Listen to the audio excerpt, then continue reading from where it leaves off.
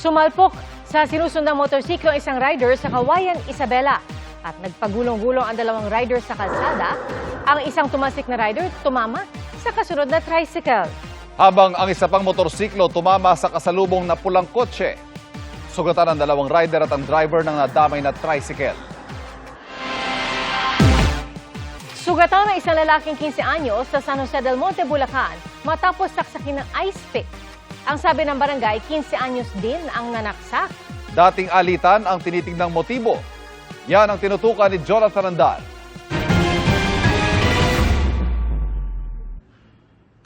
Hindi simpleng away bata ang gulong ito noong gabi ng Biyernes sa Barangay San Manuel, San Jose del Monte, Bulacan. May dala umanong ice pick ang isa sa kanila. Matapos ang komosyon, isang binatilyo ang nasaksak sa likod. Lalaking 15 anyos ang nanaksak. 15 anyos din ang biktima na nakakonfine sa Tala Hospital sa Caloocan. Halos mamatay na po siya. Naapektuhan po yung baga niya. Kwento ng ina ng biktima, dumayo ang anak niya sa subdivision sa katabing barangay para tumambay kasama ng mga barkada. Pero hindi niya alam na nag-inuman pala ang mga ito. Saka biglang dumating ang grupo ng nanaksak.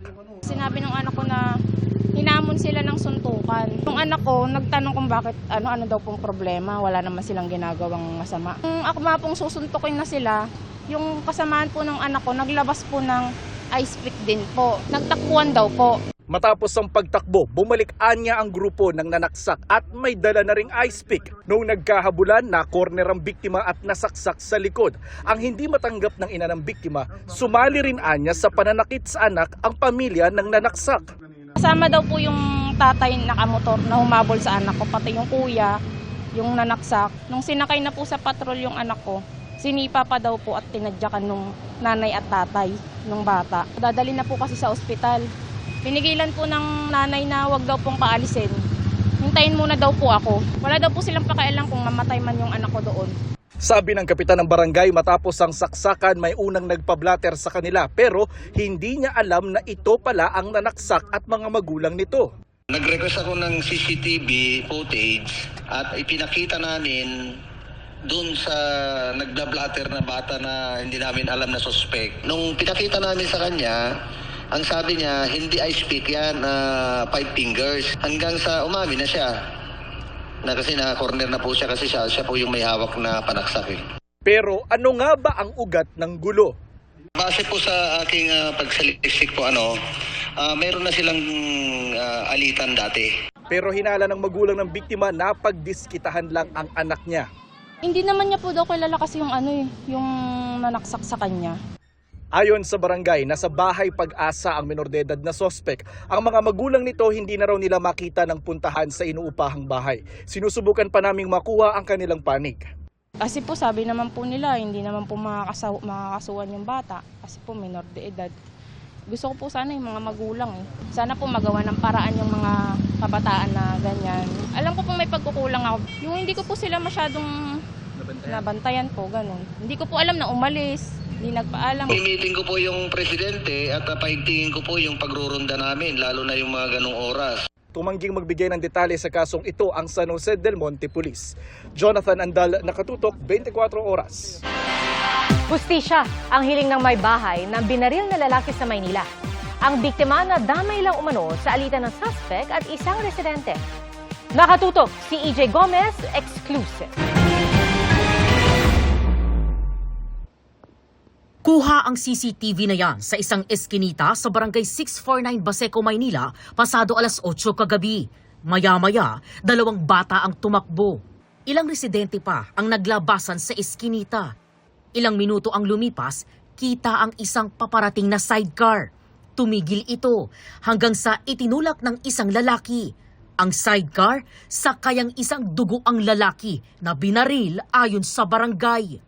Kinuha lang siya ng mga para-volunteer, sinakay namin siya dito sa ambulansya. Habang tumatakbo kami, may pulso pa, pero lupay-pay na siya. Hindi na siya nakakausap. Duguan siya, tapos nakahubad. Sa follow-up operation ng pulisya, nakilala ang sospek na si alias Denden, isang residente sa lugar ang nakaaway ng sospek na kalaunay naging testigo sa insidente ayon sa Manila Police District. Itong ating nakaaway ni Denden ay Nagkaroon sila ng sagutan at nauwi ito sa physical confrontation. Then itong ating witness, nakita niya na naman itong ating suspect doon sa iskinita at nakita rin siya, tumakbo siya. At pagtakbo nitong ating witness, nakarinig siya ng putok at paglingon niya, nakita niya bumagsak itong ating biktima. Nagtamo ng tama ng bala sa kanang dibdib ang biktima. Isinugod siya sa ospital pero idineklarang dead on arrival. Ang asawa ng biktima wala raw alam na nakaalitan ng biktimang pauwi na sana mula sa trabaho. Wala po, mabait po yun. Mabait po yung asawa ko. Ang problema dito, lumabas na po siya bigla na hindi namin alam na nagrarayot na dito sa labas. Nakatayo yung asawa ko dyan, tumakbo pala papunta dito, may sugat na pala dito. Binatay yung asawa ko, nagmanaw dito ng dugo. Dugo na lang nakikita ko. Patuloy ang manhunt operation sa suspect. Ang gusto ko mabigyan ng hustisya yun, ma'am. May panawagan po ako na susuko na po kayo dito.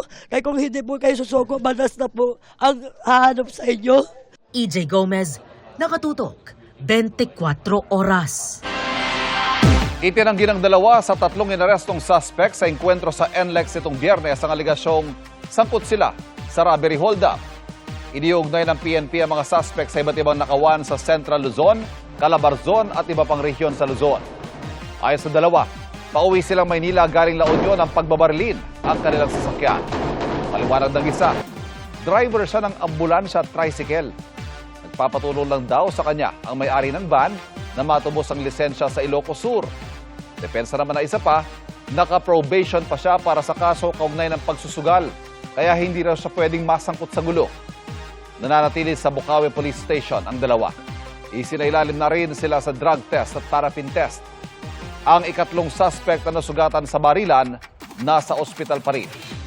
Inihahanda na mga reklamo sa mga suspect na nakatakdang isampa bukas. Panibagong taas singil sa toll ang sasalubong sa mga dumaraan sa Star Tollway sa Hulyo. Ikalawang tranche po ito ng rate adjustment sa Star Tollway kasunod ng unang tranche noong Enero. Ayon sa Toll Regulatory Board, depende po sa uri ng sasakyan, papalo sa 64 pesos hanggang 192 pesos ang bagong toll sa Section 1 na Santo Tomas hanggang Lipa, Batangas. 57 hanggang 171 pesos naman ang singil sa Section 2 na Lipa hanggang Batangas City. At kung end-to-end ng Star Tollway o mula po Santo Tomas hanggang Batangas City, 121 pesos hanggang 363 pesos na ang magiging singil. Paglaban sa katiwalian at isang lehitimong anti-political dynasty bill ang panawagan ng mga nakiisa sa White Ribbon March ngayong araw. Mula sa People Power Monument, nakatutok live si Jonathan Andan. Jonathan. Ivan, kumonti na yung mga nandito ngayon sa White Ribbon Protest sa EDSA People Power Monument. As of 5 p.m. ang sabi ng QCPD, ang crowd estimate dito ay 2,000 na lang. Kanina kasi umabot yung peak numbers nila sa 3,500.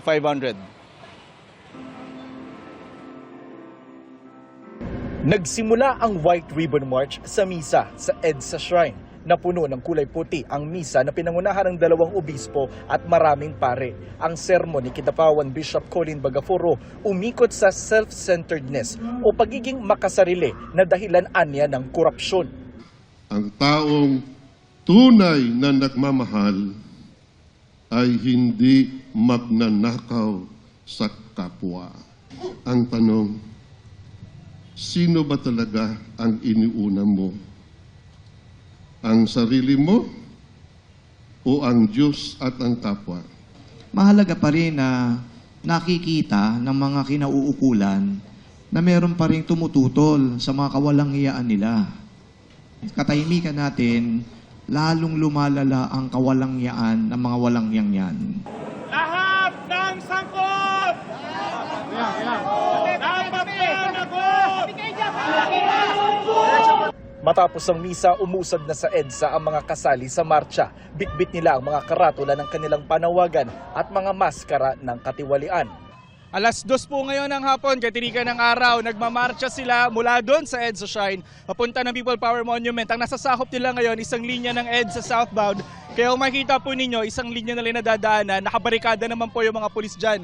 Ang sigaw ng mga nagrarally kontra korupsyon. Yung iba sa kanila, kita nyo, may suot pang mga maskara ng buhaya, ng baboy. Ang sabi po ng organizer nitong White Ribbon March, sa tansya nila, nasa 3,000 sila ngayon na nagmamarcha dito sa EDSA. Bata, matanda, pare, kongresista, estudyante, doktor, pati na mga rider, sama-sama sa panawagang sugpuin ang korupsyon, wakasan ang political dynasty at magkaroon na ng electoral reform. Yung aming lugar ay patuloy pa ring binabaha, kaya danas yung hirap dahil sa mga malawakang pangungurakot. Meron kaming binuo na doctors opposed to corruption. Alisin ang VAT sa lahat ng mga gamot. Lagi ko kasing iniisip yung future ng next generation. This is my way of helping them achieve their dream. Masama-sama ako kasi gusto kong mapakinggan yung mga hinaing nila. Sabi ni Bishop Bagaforo, ang kanilang programa ay bukas sa lahat ng kulay. Kaya nga raw white ang kulay ng kanilang kampanya. Inimbitahan din daw nila ang iba't ibang relihiyon, kabilang ang Iglesia ni Cristo. Pero hindi raw sigurado kung dadalo. Sabi nila, they will not stop kung sino mga kasapi nila na gusto sasama. May signature campaign din para sa People's Initiative na bersyon ng Anti-Political Dynasty Bill. Ivan, sa mga oras na ito, lumuluwag na yung daloy ng trapiko dito sa northbound ng EDSA White Plains. Dahil po yan sa nababawasan na nga yung mga tao dito. Generally peaceful ang protesta rito, sabi ng QCPD. Walang gulo, walang inaresto. Pero may higit 20 ang binigyan ng first aid. Karamihan nahilo sa init. May isa namang natapilok at tumama ang noo sa semento habang nagmamarcha mula dun sa EDSA Shrine papunta rito sa White Plains. At ayon po yan sa Quezon City Health Department. Yung munang latest mula rito sa EDSA People Power Monument. Balik sa iyo, Ivan. Maraming salamat, Jonathan Andal. Huli ka kung paano mabilis na nilimas ng mga lalaking yan ang mga mamahaling cellphone at laptop sa isang tindahan sa Daet, Camarines Norte. Ayon sa may-ari ng tindahan, aabot sa 3 milyong piso ang halaga ng mga inakaw na gadget. Natapos ang krimen, wala pang 1 minuto. Inaalam pa ng mga otoridad ang pagkakakilanlan ng mga salarin.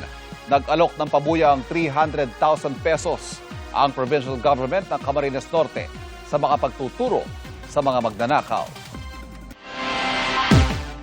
Ang violent game na Gore Box ang isa sa mga sinisilip ng mga otoridad na may kaugnayan sa pamarilan ng 2 estudyante sa isang paaralan sa Tacloban na ikinamatay ng 3 mag-aaral.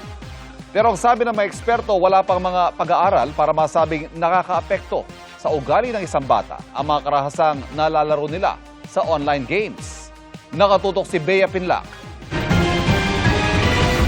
Hindi sapat ang pagkilos ng pamahalaan lamang. Dapat manatiling aktibong bahagi ng buhay ng kanilang mga anak ang mga magulang. Dapat ipagpatuloy ng mga guro ang kanilang tungkulin, hindi lamang bilang tagapagturo, kundi bilang mga gabay at tagapayo. Dapat ring tiyakin ng mga paaralan na mahigpit na nasusunod ang mga panuntunan sa kaligtasan. Mismong si Pangulong Bongbong Marcos na nag-utos sa mga ahensya na palakasin ang mga hakbang para sa kaligtasan ng mga mag-aaral matapos ang sunod-sunod na insidente ng karahasan na kinasangkutan ng mga kabataan.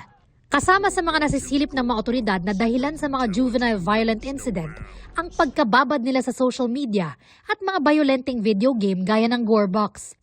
Ang 11 taong gulang na si Alice, di niya tunay na pangalan, isa sa mga nakahiligan na laruin ang Gore Box. When I play, it's very fun because I really love playing shooting games. It also helps me develop my character. Pero hindi mo nafe-feel kali na naging violent ka?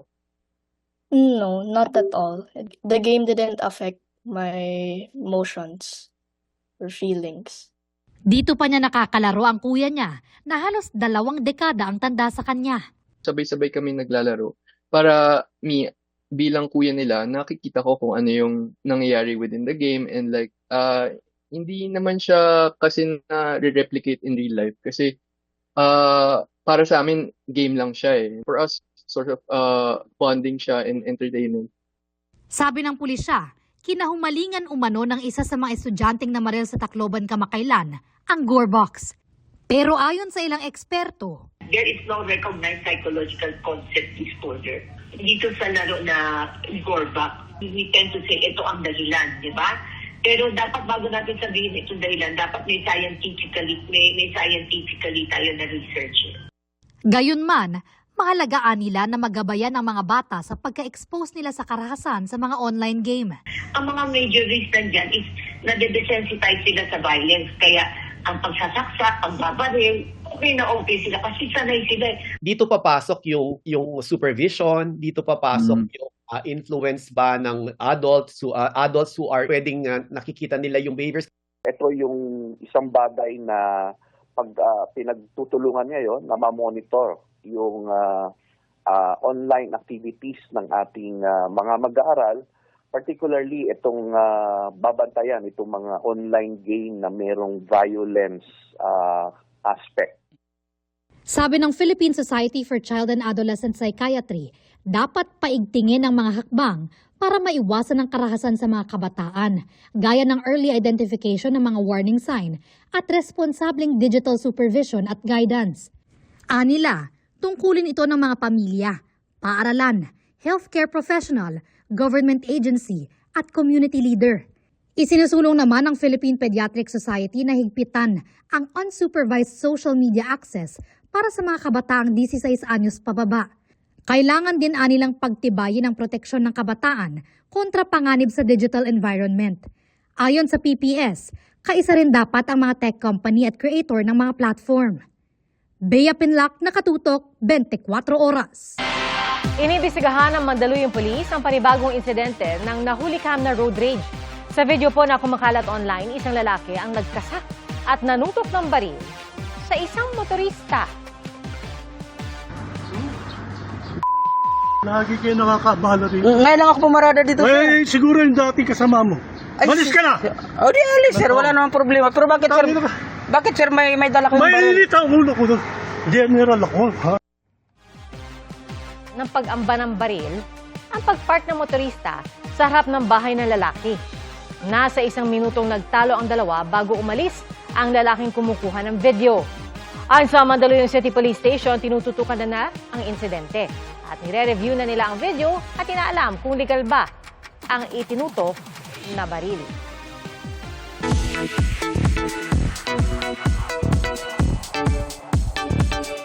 Quick chikahan tayo mga kapuso.